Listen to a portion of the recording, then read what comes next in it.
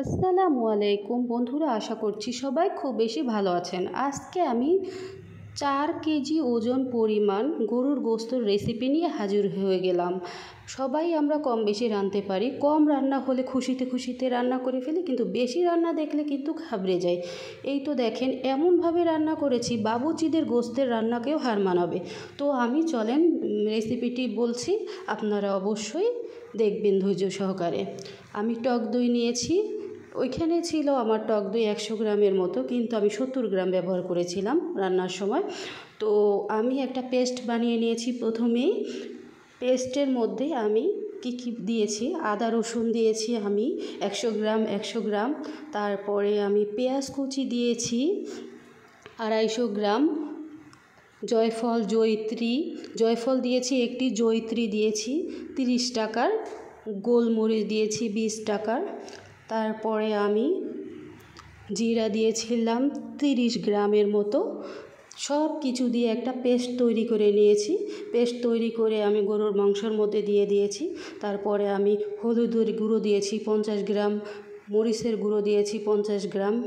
এই তো টক দই দিয়েছি আমি প্রায় 70 গ্রামের মতো। জিরার গুঁড়ো দিয়েছি আমি 20 টাকার একটি প্যাকেটের।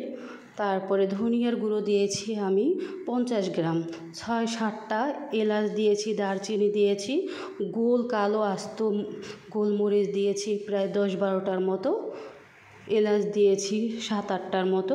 সব কিছু দিয়ে আমি পেঁয়াজ কুচি নিয়েছি 250 গ্রামের মতো, কারণ পেস্ট করে দিয়েছি আমি 250 গ্রাম, তাহলে কি হবে, ঝোলটা খুব ঘন হবে। তো এই তো দেখেন আমি প্রায় বাজার থেকে কিনে আনা 5টা সস ব্যবহার করেছি। শেষের দিকেও আমি আবার জিরার গুঁড়ো দিয়ে দিয়েছি, পরিমাণ মতো লবণ দিয়েছি, 3-4টা শুকনো মরিচ দিয়েছি।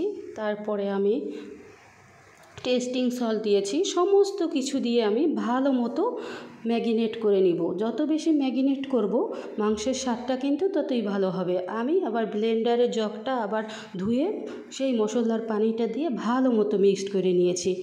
যত বেশি মাখাবেন ম্যারিনেট করে আমি প্রায় 10-15 মিনিটের জন্য রেখে দিয়েছিলাম। এই তো চুলার আঁচে চলে আসলাম। প্রথম দিকে আমার চুলার আঁচটা হাই ফ্লেমে রাখতে হবে, তারপরে শেষের দিকে আস্তে আস্তে কমিয়ে দিতে হবে, তা না হলে নিচের দিকে লেগে যাবে। আমি প্রায় 10টার মতো আস্ত রসুন দিয়ে দিয়েছি। রসুনের ফ্লেভারটা অনেকেই পছন্দ করে, এখন রেস্টুরেন্টে গেলেও আমাদের রসুন দিয়ে খাওয়া হয়। তো আমি 6-7টা কাঁচামরিচ দিয়ে দিয়েছি। কাঁচামরিচের ফ্লেভারটা অনেকেই পছন্দ করে। দেখেন আমার কত সুন্দর লোভনীয় একটা কালার চলে না শেষের দিকে। আজকের মতো এখানে বিদায় নেব। যদি আমার ভিডিওটি ভালো লেগে থাকে অবশ্যই লাইক, কমেন্ট, শেয়ার